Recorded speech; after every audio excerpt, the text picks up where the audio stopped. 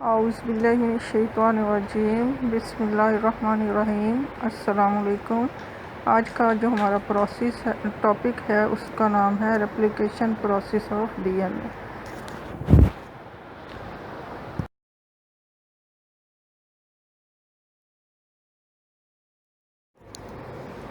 तो सबसे पहले हम देखते हैं कि रेप्लिकेशन होती क्या है। रेप्लिकेशन का मतलब है एक डीएनए से उस जैसा दूसरा डीएनए बनाना। तो डीएनए रेप्लिकेशन जो है वो बिगिन करती है या स्टार्ट होती है वन और मोर साइट पर डीएनए मॉलिक्यूल के, और वो वहाँ से शुरू होती है जहाँ पर एक स्पेसिफिक सीक्वेंस ऑफ न्यूक्लियोटाइड्स मौजूद होती है। न्यूक्लियोटाइड्स आपको पता है कि basic unit of DNA molecule है। तो रेप्लिकेशन एंजाइम क्या है? Types of polymerases. तो रेप्लिकेशन एंजाइम 3 टाइप के होते हैं। पहला जो है वो डीएनए पॉलीमरेज 1, दूसरा डीएनए पॉलीमरेज 2 और तीसरा डीएनए पॉलीमरेज 3। तो डीएनए पॉलीमरेज 3 और अदर एंजाइम्स जो हैं वो एक कम्प्लेक्स प्रोसेस शुरू करते हैं दैट कैटालाइज करता है addition of nucleotides to the growing complementary strands of DNA की तरफ। तो डीएनए 3 पॉलीमरेजेस हैं बैक्टीरिया में जो पाए जाते हैं। डीएनए पॉलीमरेज 1 जो है रिलेटिवली स्मॉल एंजाइम है जो कि सपोर्टिंग रोल प्ले करता है डीएनए की रेप्लिकेशन में। डीएनए पॉलीमरेज 2 जो है वो सपोर्टिंग रोल है रिपेयरिंग और proof reading of DNA and minor role in formation of Okazaki fragments 2। DNA polymerase 3 जो है वो 2 इकोलाई रेप्लिकेटिंग एंजाइम है, और ये जो है ये 10 टाइम लार्जर है और फार मोर कम्प्लेक्स है इन स्ट्रक्चर। ये एंजाइम जो है वो डाइमर है। डाइमर का मतलब 2 यूनिट से मिलकर बना होता है, और ये कैटालाइज करता है रेप्लिकेशन ऑफ 1 डीएनए स्ट्रैंड। इसकी डायग्राम बुक में बनी हुई है, वहाँ से आप इसकी डायग्राम देख सकते हैं। तो इसमें इसकी डायग्राम आप बुक खोल के देखें तो इसमें अल्फ़ा और बीटा प्रोटीन है, और 2 हिस्सों में ये मुश्तमिल है, एक लेफ़्ट हैंड साइड पर और एक राइट हैंड साइड पर। इसके साथ साथ आप बुक में ही तस्वीर में ही आप एक और तस्वीर देख सकते हैं जिसमें डीएनए की रेप्लिकेशन दिखाई हुई है कि डीएनए के दोनों स्ट्रैंड जो हैं वो आहिस्ता आहिस्ता खुलना शुरू हो जाते हैं किसी भी पॉइंट्स पर, और वहाँ एक बबल लाइक स्ट्रक्चर बन जाता है, और वो बबल लाइक स्ट्रक्चर जो है उसके साथ फिर दोनों साइड पर नया डीएनए बनना शुरू हो जाता है।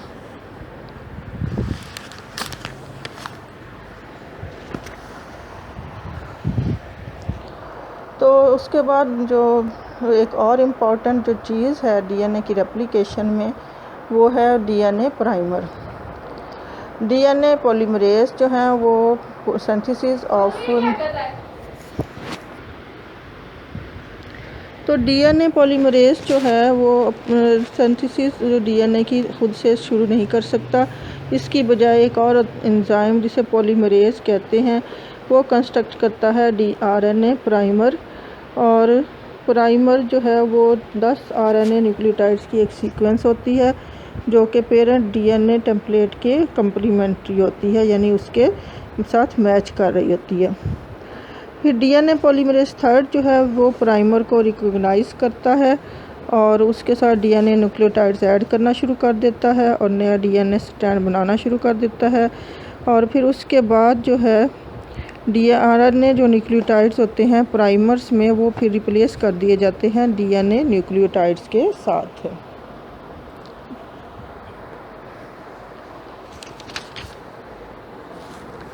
उसके बाद हम देखते हैं कि work of DNA polymerase 3। Important feature of DNA polymerase 3 जो है वो हम देखते हैं क्या क्या है।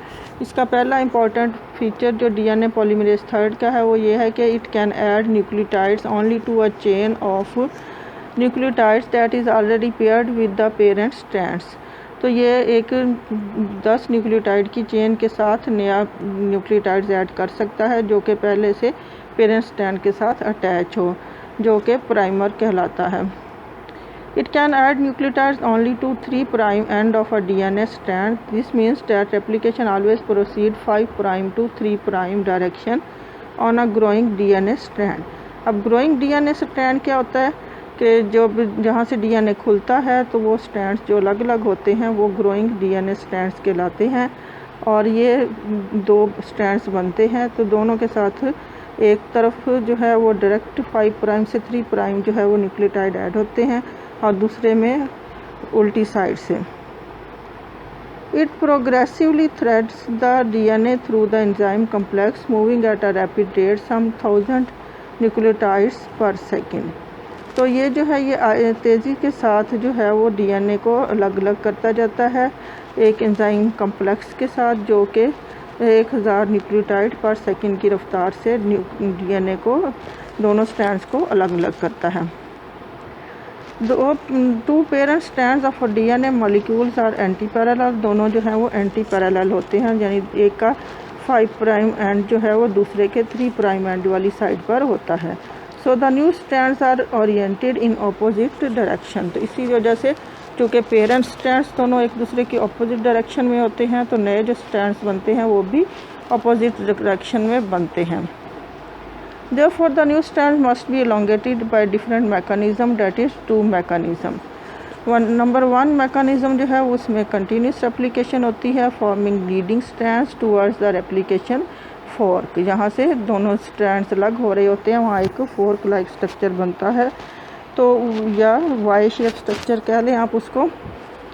तो वहाँ पर जो है एक स्ट्रैंड की तरफ जो है जिसमें 5 प्राइम से 3 प्राइम की तरफ न्यूक्लियोटाइड डायरेक्ट ऐड होते हैं, कंटिन्यूसली ऐड होते हैं, तो वो लीडिंग स्ट्रैंड कहलाता है। और दूसरा जो है लैगिंग स्ट्रैंड कहलाता है, उसमें डिसकंटिन्यूस रेप्लिकेशन होती है, छोटे छोटे फ्रेगमेंट्स बनते हैं और उसके बाद जो है उन फ्रेगमेंट्स को आपस में जोड़ लिया जाता है। तो पहला प्रोसेस जिसमें कंटिन्यूस रेप्लिकेशन होती है जो लीडिंग स्ट्रैंड में होती है वो एलोंगेट करता है towards the replication fork is built up simply by adding nucleotides continuously to its growing 3 prime end it is called continuous replication. It is synthesised by DNA polymerase 3 सब unit 1। RNA primer जो है इस case में एक ही दफ़ा synthesise किया जाता है जब ये रेप्लिकेशन स्टार्ट होती है। इसके अपोजिटली जो लैगिंग स्ट्रैंड होता है वो अवे फ्रॉम द रेप्लिकेशन बनता है और इसकी सिंथेसिस जो है वो डिसकंटिन्यूसली होती है, यानी छोटे छोटे सेगमेंट्स में बनाया जाता है और फिर बाद में उनको आपस में जोड़ लिया जाता है। और ये जो है ये भी सिंथेसाइज किया जाता है डीएनए पॉलीमरेज 3, लेकिन उसकी सब यूनिट 2 जो है इसको बनाती है। ईच ओकाज़की फ्रेगमेंट जो है न्यू आरएनए प्राइमर बनाना पड़ता है, यानी जब एक फ्रेगमेंट बन जाता है तो अगला फ्रेगमेंट बनाने के लिए उन्हें नया आरएनए प्राइमर बनाना पड़ता है। अब हम देखते हैं कि ओकाज़की फ्रेगमेंट्स क्या होते हैं। तो ओकाज़की फ्रेगमेंट्स जो हैं वो 100 से 200 न्यूक्लियोटाइड्स लॉन्ग होते हैं यूकैरियोट्स में, और 1000 से 2000 न्यूक्लियोटाइड्स लॉन्ग होते हैं प्रोकैरियोट्स में। ईच ओकाज़की फ्रेगमेंट जो है वो डीएनए पॉलीमरेज 3 की सब यूनिट सेकंड से बनाया जाता है 5 प्राइम से 3 प्राइम डायरेक्शन की तरफ।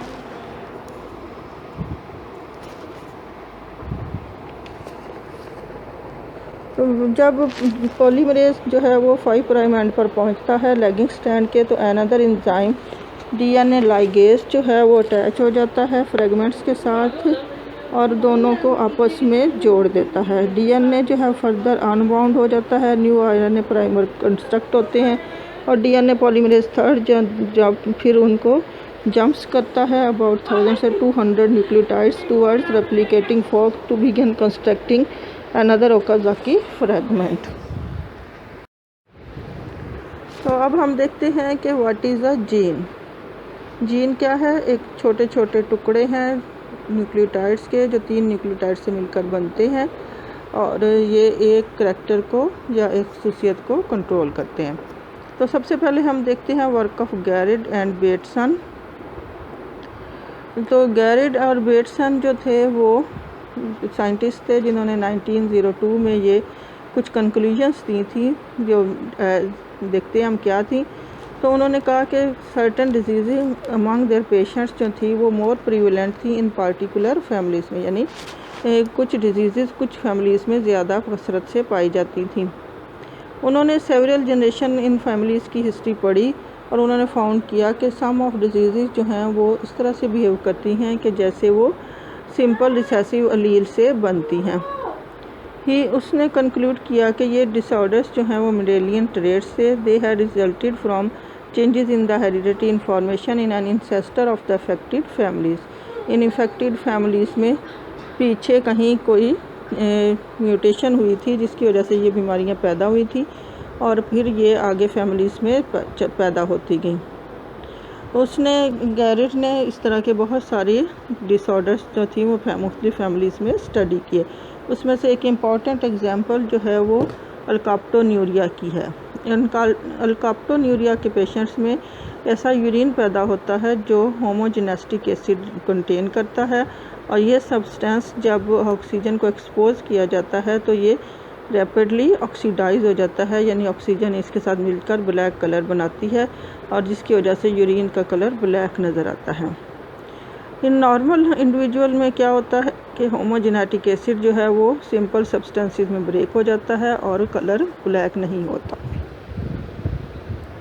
इससे उसने ये कंक्लूजन निकाला कि गैरेट ने बहुत सारी ऐसे तजर्बात करने के बाद ये कंक्लूड किया कि पेशेंट जो कि ये बीमारी रखते हैं, अल्काप्टोन्यूरिया से इफ़ेक्टेड होते हैं, उनके अंदर वो एंजाइम जो है वो लैक करता है, नहीं होता मौजूद, जो कि इस मटेरियल को होमोजेनेटिक एसिड को ब्रेक डाउन करने के लिए ज़रूरी होता है। उसने ये भी सपोज किया कि बहुत सारी और इनहेरिटेड डिजीज़ जो हैं वो भी एंजाइम की डेफिशिएंसीज या एंजाइम के एब्सेंट होने की वजह से होती हैं। और एंजाइम कब एब्सेंट होते हैं? जब जीन्स जो हैं वो एब्सेंट होते हैं या एंजाइम के बनाने की इंफॉर्मेशन मौजूद नहीं होती। गैरेट की फाइंडिंग से ये रिज़ल्ट निकाला गया कि इंफॉर्मेशन जो है वो डीएनए के क्रोमोसोम्स में जो इनकोडेड होती हैं या महफूज होती हैं वो पार्टिकुलर एंजाइम बनाने के लिए स्पेसिफाई करती हैं। अब हम देखते हैं work of Beadle and Tatum. Beetle और टॉटम जो थे वो स्टैनफोर्ड यूनिवर्सिटी में 1941 में पढ़ाते थे और उन्होंने वहाँ बहुत सारे एक्सपेरिमेंट किए न्यूरोस्पोरा के ऊपर। न्यूरोस्पोरा जैसा कि आपने फर्स्ट ईयर में पढ़ा था, एक फंगस होती है जिसके अंदर 8 स्पोर्स पैदा होते हैं एक ही लाइन में। उन्होंने क्या किया कि न्यूरोस्पोरा के स्पोर्स लिए और उनके ऊपर एक्सरेज जो थी वो स्प्रेड की और फिर उनको अलग अलग मीडियम में ग्रो किया। तो जब उन्होंने इन स्पोर्स को जो था एक्सरेज पर एक्सपोज किया तो उन्होंने देखा कि उसके कुछ रीजन्स जो थे वो ब्रेक हो गए और जो कि मुख्तलिफ कंपाउंड्स बनाते थे, ठीक है, और वो कंपाउंड्स जो थे वो ज़रूरी थे इन न्यूरोस्पोरा की नॉर्मल ग्रोथ के लिए। तो न्यूरोस्पोरा की नॉर्मल ग्रोथ के लिए जो कंपाउंड ज़रूरी थे उनके ऊपर जब एक्सरे स्प्रे किया गया तो वो डीएनए के पोर्शन ब्रेक हो गए और जो नए स्पोर्स बने उनके अंदर से जब नए न्यूरोस्पोरा के पौधे इमर्ज हुए तो उनके अंदर ये कंपाउंड बनाने की सलाहियत मौजूद नहीं थी। DNA changes of this kind are called mutation. इन टाइप की चेंजेस को म्यूटेशन कहते हैं और ऑर्गेनिज्म जो है वो ऐसी चेंजेस के से जो गुजरता है उसको हम म्यूटेंट कहते हैं, या वो ऑर्गेनिज्म जिनके अंदर ऐसी चेंजेस पाई जाती हैं उनको हम म्यूटेंट्स कहते हैं। ये भी शॉर्ट क्वेश्चन है। फिर है growth of spores on defined medium. They allowed the progeny of the irradiated spores. Irradiated spores वो स्पोर्स जिनके ऊपर एक्सरेज डाली गई थी उनको एक डिफाइंड मीडिया पर ग्रो करने की इजाज़त दी जिसके अंदर तमाम जो थी वो न्यूट्रिएंट्स ग्रोथ के लिए जो चाहिए होते हैं वो मौजूद थे। So that any growth deficient mutant resulting from the radiation will be kept alive. तो के रेडिएशन के नतीजे में जो ब्रेक डाउन हुई थी तो वो तमाम के तमाम जो ऑफ स्प्रिंग पैदा हुए हैं वो ज़िंदा रह सकें। उसके बाद दूसरे एक्सपेरिमेंट में उन्होंने क्या किया कि growth of spores on minimal medium की। To determine whether any of the progeny of the radiated spores had mutations causing metabolic deficiencies, Beadle and Tatum placed subcultures of individual fungal cells on a minimal medium that contained only sugar, ammonia, salts, a few vitamins and water। यानी उन्होंने उसके बाद उन individuals को अलग अलग कर लिया और उनको ऐसे मीडियम पर ग्रो किया जिसके अंदर ये न्यूट्रिएंट्स मौजूद नहीं थे। सिंपल उसमें शुगर थी, अमोनिया थी, साल्ट और फ्यू विटामिन एंड वाटर। अब क्या रिजल्ट्स आए? उन्होंने देखा कि cells that have lost ability to make other compounds necessary for growth would not survive on such a medium. तो वो सेल्स जिनके अंदर म्यूटेशन हुई थी वो इस मीडियम पर ग्रो नहीं कर सकते थे। इस तरीके को इस्तेमाल करते हुए बीडल और टाटम ने मुख्तलिफ ग्रोथ डेफिशिएंट म्यूटेंट्स को अलग किया और आइडेंटिफाई किया और पहचान की और अलग अलग कर दिया। अगले रिसर्चर्स में उन्होंने बहुत सारे केमिकल्स जो थे वो उस मिनिमल मीडियम में ऐड किए ताकि ये फाइंड आउट कर सकें कि कौन सा गिवन स्ट्रेन जो है वो कौन सा न्यूट्रिएंट उसको ग्रो करने के लिए ज़रूरी होता है। This process allowed them to pinpoint the nature of biochemical deficiency that strain had. तो फिर वो स्पोर्स उन्होंने जो थे उनको जब उन्होंने अलग अलग कर लिया तो हर स्पोर को उन्होंने मुख्तलिफ मीडियम के साथ मुख्तलिफ ग्रोथ न्यूट्रिएंट्स डालकर ग्रो किया, जिससे उन्हें पता चल गया कि कौन सा जो स्ट्रेन है उसके अंदर कौन से न्यूट्रिएंट की डेफिशिएंसी मौजूद है। They found that the addition of arginine permitted several mutant strains dubbed Rg mutants to grow. When their chemical positions were located, the Rg mutants were found to cluster in 3 areas. तो इसके नतीजे में उन्होंने ये found किया कि जब उन्होंने मीडियम में आर्जिनिन डाली तो बहुत सारे जो थे म्यूटेंट स्ट्रेन जिन्हें डब्ड आरजी म्यूटेंट्स कहा जाता है वो ग्रो कर गए। जब इनकी क्रोमोसोम की पोजीशन देखी गई तो उन्होंने देखा कि आरजी म्यूटेंट्स जो थे उनमें 3 एरियाज़ में ब्रेकेज हुई थी।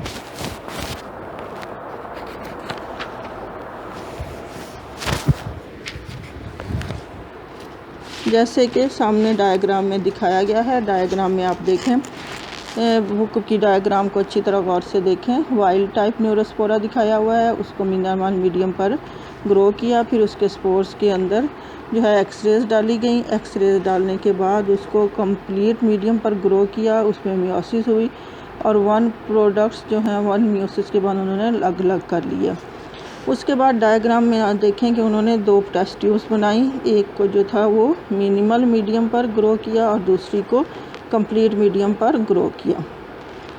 उसके बाद जो है नेक्स्ट उन्होंने जो मिनिमल मीडियम पर प्लस कंप्लीट मीडियम में जो ग्रो किया था उसको उन्होंने मुख्तलिफ़ हिस्सों में मुख्तलिफ़ टेस्ट ट्यूब्स के अंदर अलग अलग ग्रो किया और हर टेस्ट ट्यूब के अंदर मिनिमल मीडियम के साथ एक कंपाउंड डाल दिया। जैसे पहले में उन्होंने पाइरिडॉक्सिन डाला, दूसरे में पी अमाइनो बेंजोइक एसिड डाला, तीसरे में कोलिन डाला। इस तरह से उन्होंने हर ग्रुप के म्यूटेंट्स को अलग अलग कर लिया। इसको आप यूँ समझे कि वो म्यूटेंट जो पाइरिडॉक्सिन नहीं बना सकते वो टेस्ट ट्यूब नंबर 1 में ग्रो कर जाएंगे, लेकिन इसमें चूँकि बाकी कंपाउंड्स नहीं हैं तो बाकी म्यूटेंट्स जो हैं वो इसमें ग्रो नहीं करेंगे बल्कि डाई आउट कर जाएंगे। इसी तरह तीसरी टेस्ट ट्यूब में जो म्यूटेंट्स मौजूद हैं उसमें से सिर्फ वही ग्रो करेंगे जिनके अंदर कोलिन बनाने की सलाहियत नहीं है, बाकी जो हैं वो ग्रो नहीं करेंगे। इस तरह से उन्होंने सारे म्यूटेंट्स को अलग-अलग कर लिया और फिर उनके करैक्टर्स को स्टडी किया।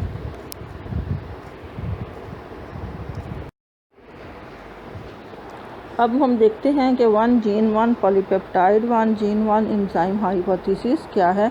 ये बहुत इम्पॉर्टेंट लॉन्ग क्वेश्चन है, इसको आपने बहुत अच्छी तरह याद करना है, ये अक्सर पेपर्स में आता है। अब उन्होंने देखा कि 1 एंजाइम जो था आर्जिनिन बायोसिंथेटिक पाथवे में बीडल और टाटम जो है उन्होंने फाइंड आउट किया कि वो आइसोलेट करें mutant strain with the defective form of that enzyme. उन्होंने देखा कि हर स्ट्रेन जो था उसके अंदर एक एंजाइम एब्सेंट था जिसकी वजह से वो केमिकल नहीं बनता था और वो केमिकल उन्हें बाहर से सप्लाई करना पड़ता था। तो mutation was always located at 1 of a few specific chromosomal site. Most importantly they found there was a different site for each enzyme. उन्होंने जब इनको स्लाइड्स बनाकर इनके क्रोमोसोम को स्टडीज़ किया, तो उन्होंने देखा कि हर जो म्यूटेशन है या हर जो डेफिशिएंट है एंजाइम के लिए अलग-अलग, तो हर एंजाइम के लिए जो पोजीशन थी क्रोमोसोम के ब्रेकेज की वो दूसरे से मुख्तलिफ थी। तो उन्होंने ये कहा कि क्रोमोसोम जो हैं जहाँ से ब्रेक होते हैं वो जगह हर वहाँ से जो मालूमात मिस हो जाती हैं वो उस एंजाइम को बनाने के लिए ज़रूरी होती हैं और वो हर एंजाइम की दूसरे से मुख्तलिफ होती हैं। Thus each of the mutants they examined had a defect in single enzyme caused by a mutation at a single site on one chromosome। तो हर एंजाइम की जो डेफिशिएंसी थी उसकी जो साइट थी ब्रेकेज की वो दूसरे से मुख्तलिफ थी। Biddle and Tatum concluded that genes produce their effects by specifying the structure of enzymes and that each gene encodes the structure of one enzyme। इससे उन्होंने ये गेस किया कि जीन्स जो हैं वो एंजाइम को बनाकर अपने असर को ज़ाहिर करते हैं और एक जीन जो है वो एक ही एंजाइम को बनाता है। They called this relationship one gene one enzyme hypothesis. इसको उन्होंने कहा कि एक जीन जो है वो एक एंजाइम बनाता है और इस तरह से अपने असर को ज़ाहिर करता है। तो उसके बाद जो है one gene one polypeptide hypothesis बनी। अब उन्होंने कहा कि जब उन्होंने फर्दर स्टडीज़ की तो उन्होंने देखा कि many enzyme contain multiple protein और polypeptide subunits genes each encoded by a separate gene. Then the relationship is referred as one gene one polypeptide hypothesis। उसके बाद उन्होंने नोट किया कि एक जीन जो है वो एक प्रोटीन बनाता है और एक प्रोटीन के अंदर बहुत सारे पेप्टाइड यूनिट्स होते हैं, यानी एक प्रोटीन जो है वो एक पॉलीपेप्टाइड यूनिट से मिलकर बनी होती है। तो उन्होंने इसको one gene one polypeptide chain का नाम दे दिया। Enzymes are responsible for catalyzing the synthesis of all parts of an organism। They are also responsible for the assembly of nucleic acid, protein, carbohydrates and lipids। Therefore, by encoding the structure of enzyme and other protein, DNA specifies the structure of the organism itself। तो DNA जो है वो protein बनाता है, polypeptides बनाता है। Polypeptides जो हैं वो एंजाइम भी बनाते हैं बाद में जाकर। कुछ पॉलीपेप्टाइड एंजाइम बनाते हैं, कुछ बॉडी के स्ट्रक्चर्स बनाते हैं और कोई भी ऑर्गेनिज्म जो है उसकी तमाम की तमाम बॉडी जो है उन इंस्ट्रक्शंस के तहत या उन जीन्स की एक्सप्रेशन के तहत बनती हैं जो कि DNA के अंदर मौजूद होते हैं। Previously, this hypothesis was known as one gene one enzyme hypothesis, but now we know that enzymes are protein in nature, so its modern version is one gene one polypeptide, giving this hypothesis a broader sense। आप सामने diagram में देख सकते हैं, book में भी बनी हुई है ये बुक। तो एक क्रोमोसोम दिखाया हुआ है उन्होंने, उसमें जीन वन क्लस्टर पर जो है वो दिखाया हुआ है, उसके नीचे उसका एंजाइम जो है वो ई दिखाया हुआ है और वो नीचे जाकर ग्लूटामेट को ऑर्निथीन में चेंज करने वाली जगह पर असर कर रहा है, यानी इस रिएक्शन को ये एंजाइम कंट्रोल कर रहा है। जब क्रोमोसोम यहाँ से टूट जाता है तो ये एंजाइम नहीं बनता और ग्लूटामेट जो है वो ऑर्निथीन में चेंज नहीं होता। दूसरी जो क्लस्टर है जीन क्लस्टर 2 पे, वो जो है वो एंजाइम F बनाती है और वो ऑर्निथीन को सिट्रुलिन में चेंज करती है और इसकी वजह से भी जो है वो जब ये रिएक्शन नहीं हो एंजाइम नहीं होता तो ऑर्निथीन जो है वो सिट्रुलिन में चेंज नहीं हो सकती। उसके बाद जीन एट क्लस्टर नंबर 3 पे 2 जीन ब्रेक होते हैं। अगर पहला जीन ब्रेक हो तो एंजाइम G नहीं बनता और ये सिट्रुलिन को और सक्सीनेट में चेंज नहीं करता। और जब दूसरा एंजाइम H जो है वो एब्सेंट होता है तो आर्जिनोसक्सीनेट जो है वो आर्जिनिन में चेंज नहीं हो सकता। तो अब आप देखें कि ये एक रिएक्शन है, चेन रिएक्शन इसको कहते हैं। तो सब्सटेंस जो है वो बायोकेमिकल पाथवे में वो ग्लूटामेट है। अब ग्लूटामेट से आर्जिनिन तक पहुंचने में उसको बहुत सारे 4 एंजाइम्स की ज़रूरत है। चारों एंजाइम में से कोई एक भी एंजाइम अगर एब्सेंट होगा तो ग्लूटामेट जो है वो आर्जिनिन में चेंज नहीं होगा, जैसा कि न्यूरोस्पोरा के केस में हुआ। तो इस वजह से उन्होंने इसको one gene one polypeptide hypothesis का नाम दिया। नेक्स्ट हम देखते हैं how DNA encodes protein structure. अब हमने देखा कि डीएनए के ऊपर जो जीन हैं वो प्रोटीन बनाते हैं, तो ये प्रोसेस कैसे होता है। तो उसमें सबसे पहला है work of Frederick Sanger. In 1953 an English biochemist Frederick Sanger describe the complete sequence of amino acids of insulin, यानी उसने सबसे पहले इंसुलिन के अंदर जो अमाइनो एसिड्स हैं, इंसुलिन एक प्रोटीन है, उसकी पूरी सीक्वेंस जो है उसको उसने डिस्क्राइब किया। ये फर्स्ट ईयर में भी आपने पढ़ा था कि इंसुलिन मालिक्यूल जो है उसके अंदर 2 चेन्स होती हैं, अल्फ़ा चेन जिसमें 21 अमाइनो एसिड होते हैं और बीटा चेन जिसमें 30 अमाइनो एसिड मौजूद है। सेंगर की जो अचीवमेंट थी वो बहुत ज़्यादा सिग्निफिकेंट थी, क्योंकि इससे उन्होंने पता लगाया कि प्रोटीन जो हैं वो कंसिस्ट होती हैं defined sequence of amino acid से। इससे उन्हें सबसे पहले ये पता चला कि प्रोटीन जो हैं वो अमाइनो एसिड को जोड़कर बनी होती हैं। ऑल एंजाइम और अदर प्रोटीन जो हैं वो स्ट्रिंग्स होती हैं, यानी उनके अंदर अमाइनो एसिड जो हैं वो एक सर्टन डेफिनेट ऑर्डर में अरेंज होते हैं, जैसे स्ट्रिंग के अंदर या डोरी के अंदर हम बीड्स को या मोतियों को पिरो देते हैं। उसके बाद है वर्क ऑफ वर्नॉन इंग्राम। वर्नॉन इंग्राम जो है उसने 1956 में ये डिस्कवर किया कि सिकल सेल एनीमिया की मॉलिक्यूलर बेसिस क्या हैं, या उसके मॉलिक्यूल में ऐसी कौन सी चेंजेस आती हैं जिसकी वजह से ये बीमारी पैदा होती है। उसने नॉर्मल हीमोग्लोबिन के रेड ब्लड सेल्स को भी स्टडी किया और सिकल सेल हीमोग्लोबिन के ब्लड सेल्स को भी स्टडी किया। इंग्राम ने ये शो किया कि सिकल सेल एनीमिया ये एक बीमारी है जिसमें रेड ब्लड सेल जो है वो ऑक्सीजन कैरी आउट नहीं कर सकते और उनकी शक्ल जो है वो राउंड की बजाय सिकल की तरह नोकदार हो जाती है। तो उसने सबसे पहले ये वजह बताई कि ये सेल ऐसे क्यों हो जाते हैं। उसने कहा कि जो चेन जो है हीमोग्लोबिन को बनाती है उसके अंदर जो अमाइनो एसिड की तरतीब होती है उसमें से सिर्फ एक अमाइनो एसिड जिसे ग्लूटामिक एसिड कहते हैं वो वैलीन में चेंज हो जाता है। At a single position 6 from N terminal end in haemoglobin beta chain in the protein. इसकी जो हीमोग्लोबिन की प्रोटीन है वो 2 चेन से बनी होती है, अल्फ़ा चेन और बीटा चेन। तो बीटा चेन में जो पोजीशन 6 होती है जहाँ पर नॉर्मली ग्लूटामिक एसिड मौजूद होता है उसकी जगह चेंज होकर वहाँ वैलीन आ जाता है, जिसकी वजह से वो ऑक्सीजन कैरी नहीं कर सकता और वो ब्लड की कमी से ऑक्सीजन की कमी से उसकी डेथ हो जाती है। The alleles of gene encoding hemoglobin differed only in their specification of this one amino acid in the hemoglobin amino acid chain। सिर्फ एक अमाइनो एसिड जो है उसकी जगह बदलने से ये इतनी बड़ी बीमारी पैदा हो जाती है। The critical change leading to sickle cell disease is a mutation. इसकी वजह एक म्यूटेशन है जिसकी वजह से सिंगल थायमीन जो है उसकी जगह पर एडिनिन आ जाती है और जिसकी वजह से वो ग्लूटामिक एसिड की बजाय वैलीन का कोड बन जाता है। ये बुक में डायग्राम दिखाई हुई है, इसमें आप देख सकते हैं उन्होंने दिखाई हुई है दोनों चेन, नॉर्मल हीमोग्लोबिन की बीटा चेन और नीचे जो है वो सिकल सेल एनीमिया की हीमोग्लोबिन की बीटा चेन। तो उसमें जो है ग्लूटामिक एसिड की जगह वैलीन आके लग जाता है जिसकी वजह से वो अपनी गोल राउंडेड स्ट्रक्चर नहीं बना सकता और ऑक्सीजन कैरी नहीं कर सकता।